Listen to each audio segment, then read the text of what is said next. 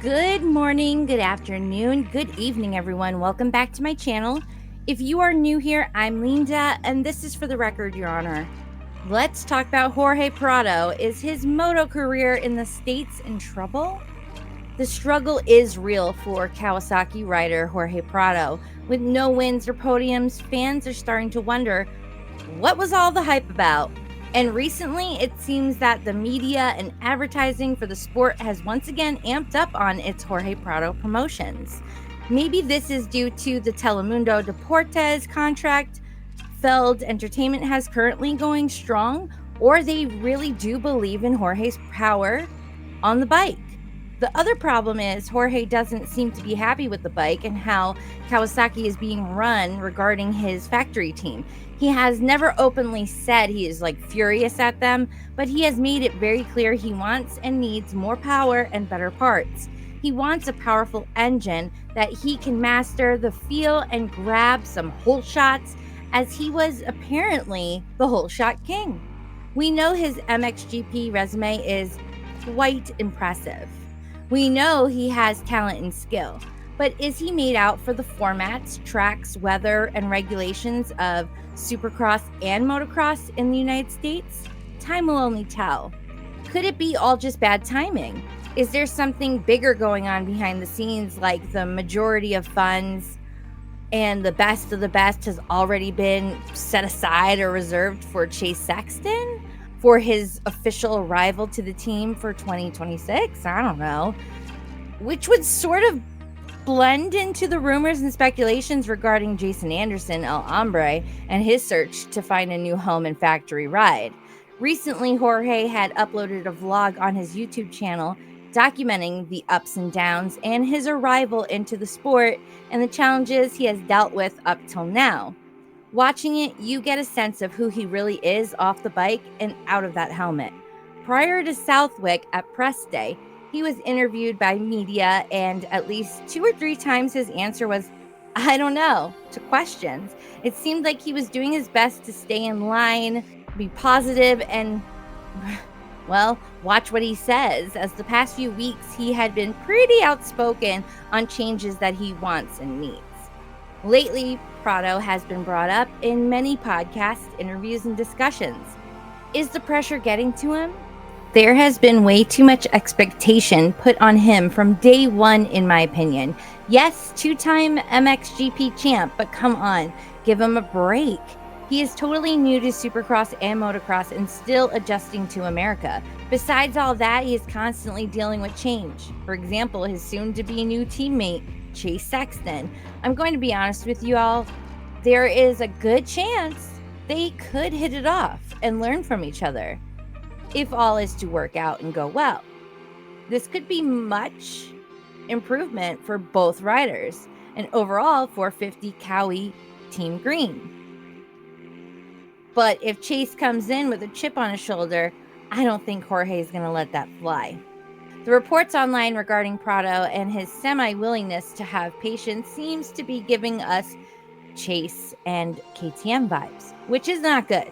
Are we really surprised? El Hombre has been doing all he can to move on from the factory team, and for Jason Anderson to want to do that, it must mean there has to be some shit going on behind the scenes and in those rigs. When there's smoke, there's fire.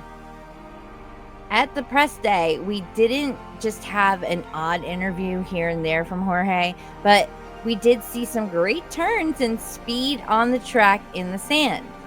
Southwick is feared by many of the pros because it's unique and unlike any other track and stop on the schedule. The sand, it's just its own fame. Some locals compare it to what they call moon dust. Prado has raced in the sand many times in his career of MXGP. Could this be his opportunity and moment to shine?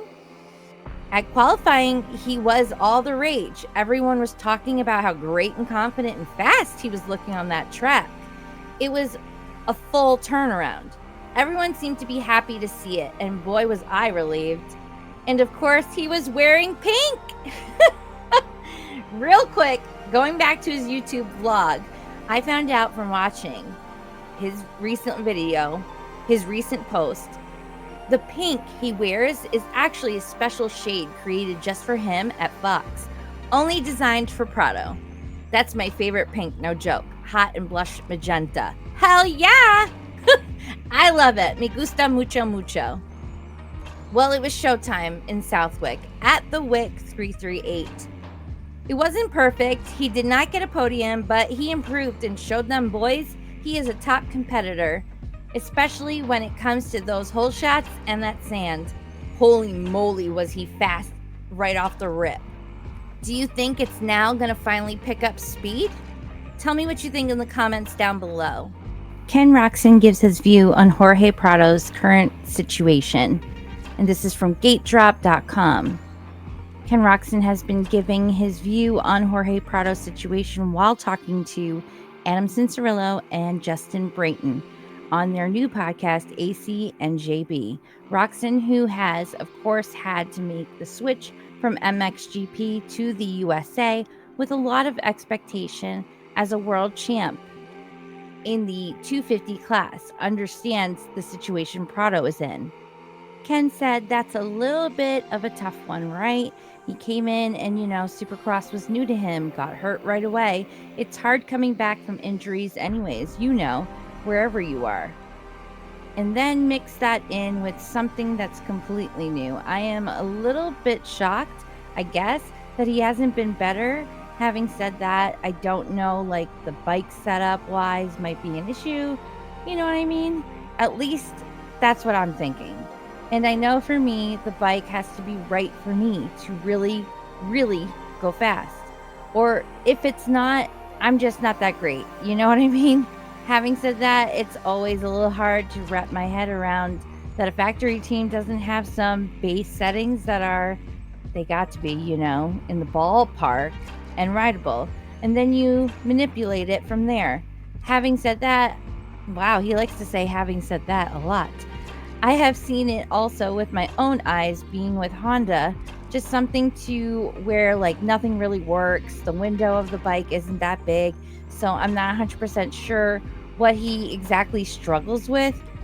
Having said that, I did expect him to be, this is not a bash on him by any means. I did expect him to be a little bit better, and especially now that we are a few rounds in. And I haven't seen that, progression of getting better bit by bit.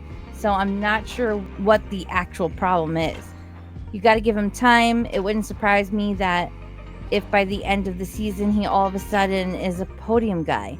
We don't know until we get there. So yeah, just a little bit of a surprise that he hasn't really put it up there yet. And even with the starts, because we know how good he is with the start, I know he's on a completely different bike. And I also know how easy it is to say when you are somewhere new or on a new bike that everything's better, this is better, that is better. And it's, but when it comes down to it, the reality is it just ain't there yet. I don't know. I'm more really, really curious just to see where it goes from here in the next 2-3 rounds, Oh, Kenny, what is going on with the whole having said that. I mean, Kenny's been in his shoes before, so you can take his opinion and it has value to it, but like he said, he doesn't really know behind closed doors what's going on. What do you guys think is the problem? Tell me in the comments down below.